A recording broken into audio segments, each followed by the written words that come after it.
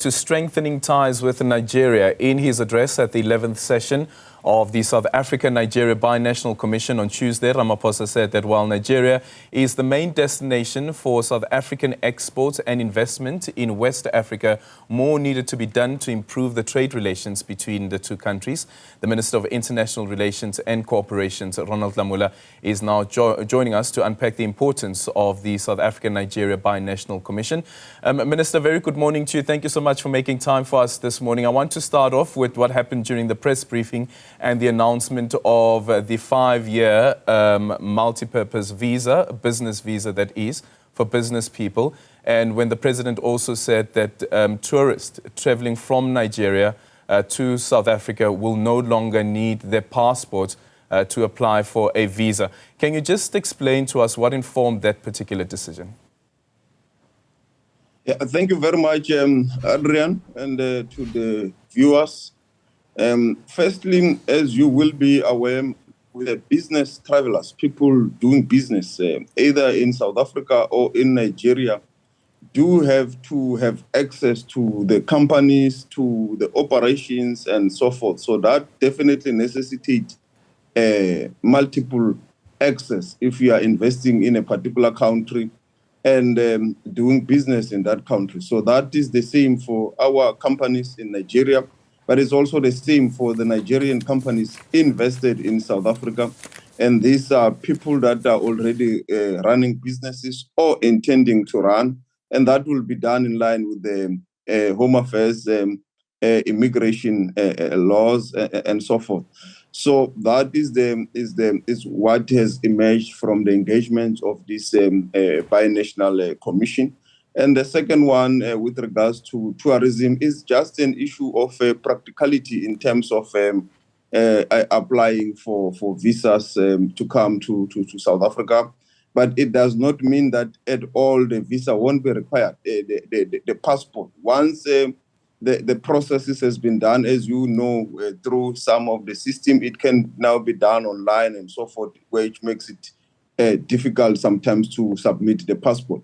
But once the visa has been approved, the person will still have to submit the passport, which will then enable it to be stamped in that passport, and so forth. So it is still something that has to be done at a particular stage, but to ease the process of practicality, that is what the Technical Committee on Home Affairs and the Minister of Interior in Nigeria are working on and have worked on to enable this facilitation. Yeah, I'm just going to play a clip again from the press briefing from yesterday and just listen to what the president has to say. And I wonder whether the president has the president misspoken, or perhaps if there is a wrong interpretation from some people around what it is that the president meant to say in that clip. Just listen to what the president had to say, and then we'll hear your clarity on this. Qualifying Nigerian business people can be granted a 5-year multiple entry visa. In addition, tourists from Nigeria are now able to apply for a visa without even submitting a passport. We expect that this 11th session of our Binational Commission will enable us to consolidate cooperation in a number of other areas. And we need to implement the many decisions that have already been taken. I'm not too sure whether that is the correct clip, but I don't know. I missed the president there towards the end. But the president was speaking about there's no longer a requirement for passport if you apply for this tourist visa. What does that mean? Yes, and that's what I clarified earlier on, Adrian, that is the initial stage of the application. For a visa. For example, as I've said, if you do it online, it may be difficult to submit the passport. But once the visa process has been approved, your visa used, there is still a requirement for the tourist to submit the passport in our mission there in Nigeria, to then be able to be the passport to be stamped with the visa, and for the person to then travel.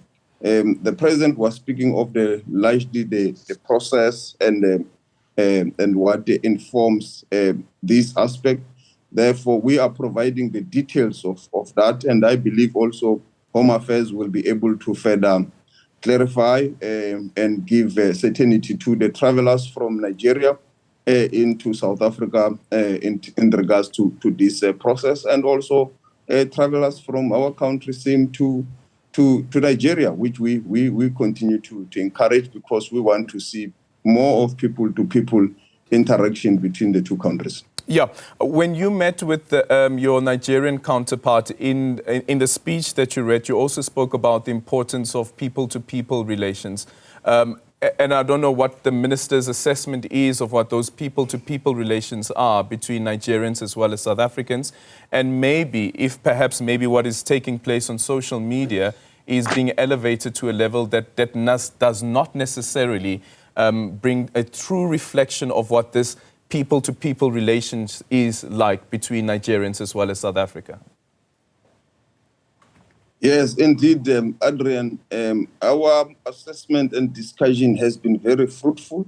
The people-to-people interaction has been also excellent between the two countries. If you remember, we hosted the South Africa a video and audio-visual in South Africa, which was part of the agreements that came from the last Binational Commission. There are also films that have come out of that are on the various platforms that are depicting life between South Africans and Nigerians. There is a lot of culture interactions between the two countries, and you also see it in some of the platforms of arts and culture, entertainment, the influence of Amapiano in Nigeria, and also the influence of Afrobeats here in South Africa, and also the tourism that is happening. It does happen from time to time that there are those social media issues, but up to so far, they've not yet negatively impacted or affected the strategic relations between the two countries. Hence, we were able to reaffirm our commitment to continue with the collaborations, because these are South Africa's two biggest economies. And if we continue to work together and not compete, but collaborate and work together, we believe that it will be very good for the African continent, but it will also be very good for our own domestic economies in terms of growth. Yeah, the president also, I think he was actually encouraging President Tinubu and saying, thank you for the work that you've been doing. And this is now speaking in relation to businesses that have concerns operating in Nigeria, South African businesses operating in Nigeria. Are you at liberty to share with us what are some of those problems that have been raised by South African businesses operating in Nigeria?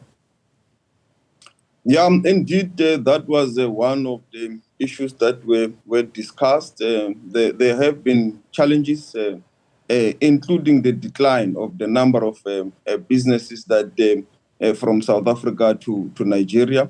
And one of the issues for agreement is in regards to the management of these difficulties for South African businesses in Nigeria. And there has been work at the political level to ease that situation, to enable a good operating environment for South African businesses in Nigeria and also for Nigerian businesses in South Africa. Sure, but what are those difficulties, Minister?